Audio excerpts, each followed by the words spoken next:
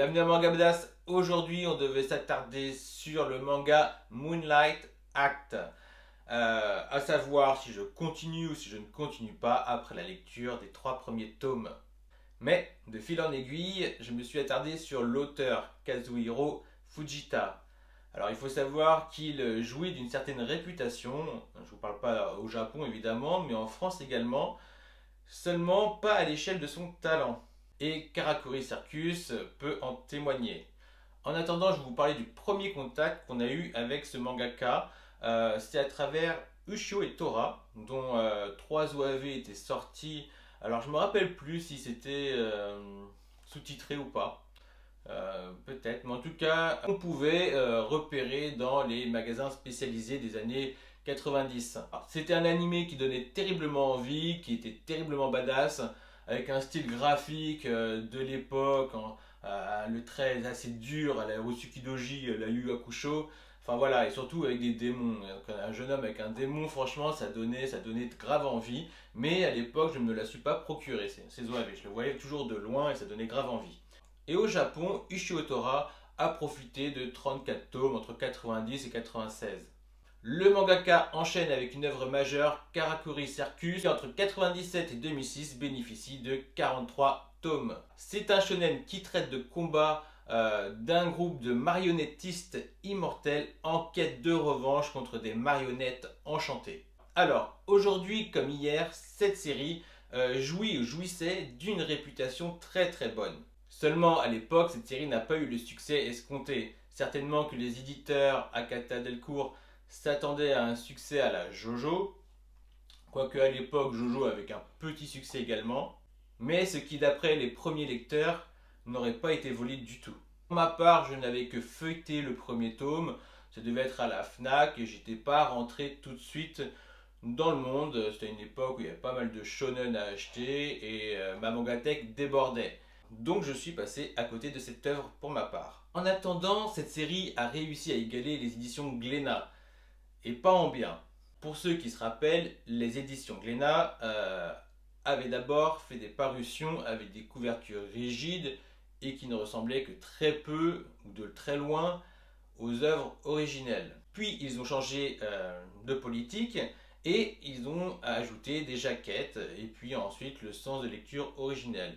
Et les jaquettes sont de plus en plus ressemblantes à l'édition originale des mangas. Et lorsque je vous dis que Karakuri Circus est une des rares séries à avoir égalé les œuvres de Glénat, c'est parce que au bout du 9e tome, elle a également changé ses couvertures.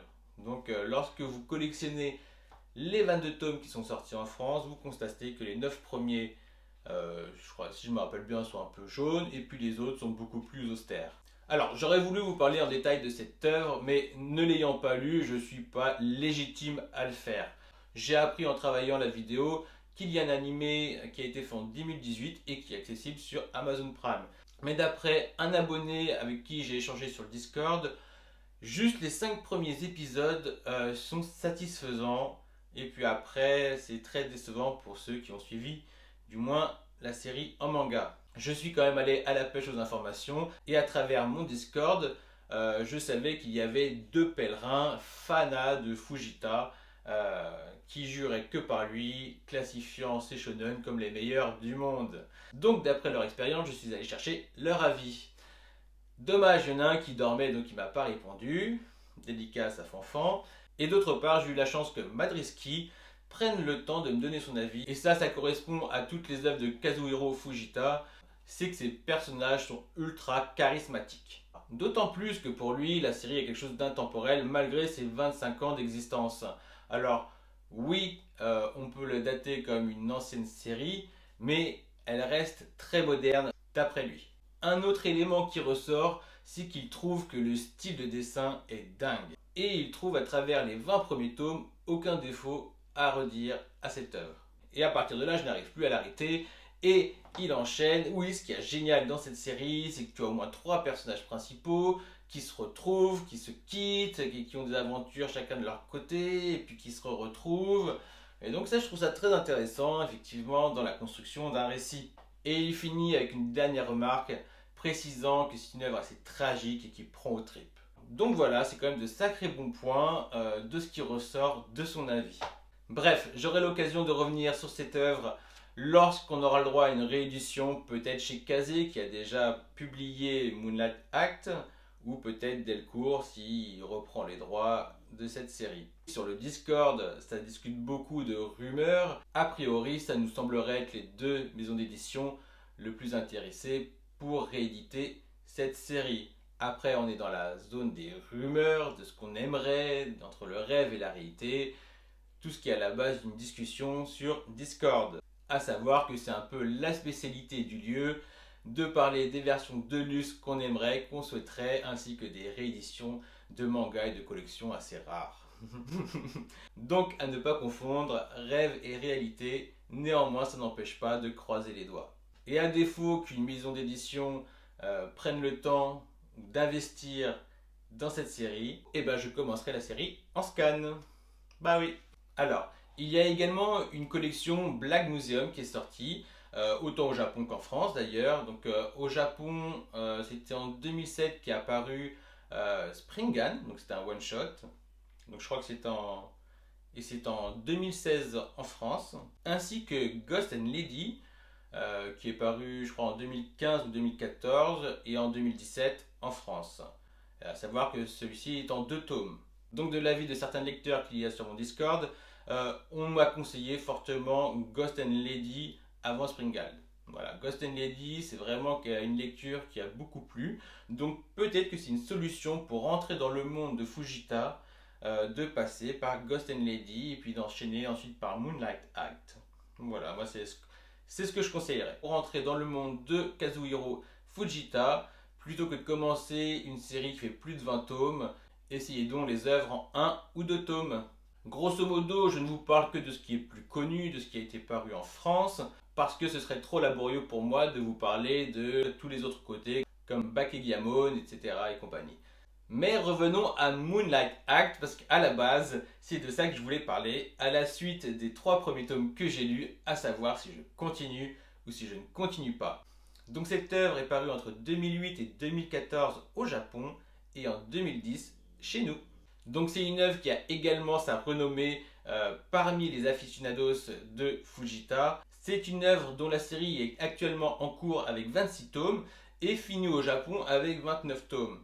Il faut savoir qu'en France, il y a eu quelques tomes qui étaient en rupture de stock, ce qui a rendu cette série assez rare. Fut un temps, des tomes étaient en rupture de stock, et Kazé, que j'apprécie de plus en plus, ont décidé de réimprimer tous les tomes de Moonlight Act, pour le malheur des collectionneurs et pour le bonheur des collectionneurs.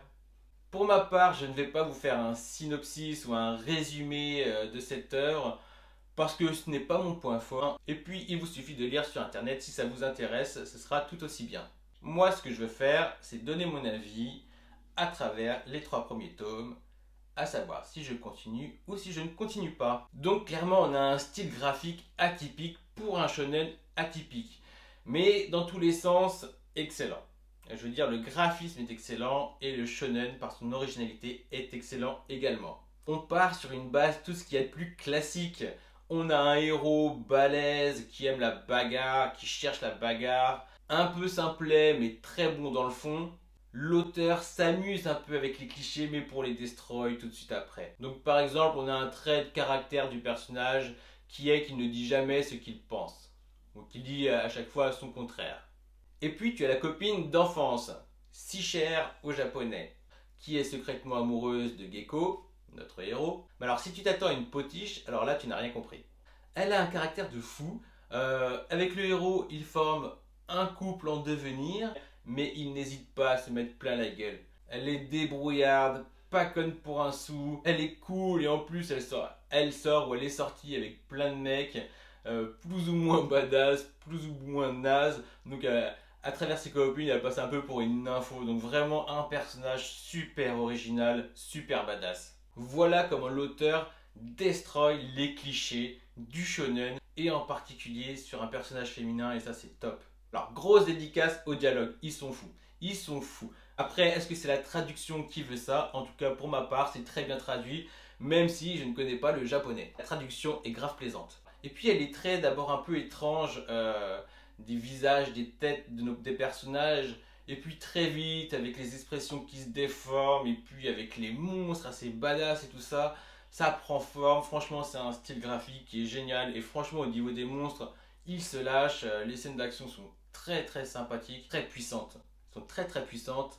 Pour rappel, l'histoire se base avec la traversée de monstres du monde des contes au monde des lecteurs. Donc là, on a le droit à d'habiles références sur tous les contes qui sont universels, orientaux, occidentaux et du folklore japonais également. Donc ça, c'est très bien fait, c'est très intéressant, c'est bien détourné surtout et c'est très très plaisant. Alors parfois, dans certains caractères design, on peut être un petit peu réticent, surtout quand on voit un des personnages principaux qui va s'avérer être une arme pour le personnage principal. Bon, avec son bol sur la tête et tout ça, ça vend pas du rêve. Et il ne vend pas du rêve au personnage principal, qui est aussi très arrêté sur ses avis quant à se servir d'une femme comme d'une arme, enfin voilà quoi. Et puis, bah, comme le personnage principal, on se remet de nos avis qui sont d'abord arrêtés là-dessus, de nos préjugés, et bah, on suit l'aventure, tout comme notre héros qui va finalement bien se servir de cette arme-là, qui va bien se servir de la force de cette fille, donc ce côté un peu misogyne mais protecteur, donc macho mais protecteur mais qui peut paraître finalement misogyne. Eh bien le héros passe à travers ça et nous aussi on passe à travers le design de cette espèce de personnage avec un bol sur la tête. Mais vraiment après, je veux dire, c'est tellement déluré, c'est tellement délirant, c'est tellement dingue dans tous les sens du terme que ça passe très bien en fait. Donc je vais pas aller plus loin dans cette vidéo, je vous le dis clairement, on prend un putain de plaisir à suivre ces aventures. L'œuvre est originale, la construction narrative est super intéressante. Voilà quoi, sur une œuvre qui peut paraître assez classique dans ses clichés, est en fait super originale et super intéressante. Donc évidemment, à la suite de la lecture des 3 premiers tomes, je m'empresse de lire la suite. Et je pense sérieusement à lire Ghost and Lady sous l'influence du Discord de Manga Badass. Donc je vous dis à bientôt pour de nouvelles aventures. Prenez le temps de lire, faites-vous plaisir. Ciao!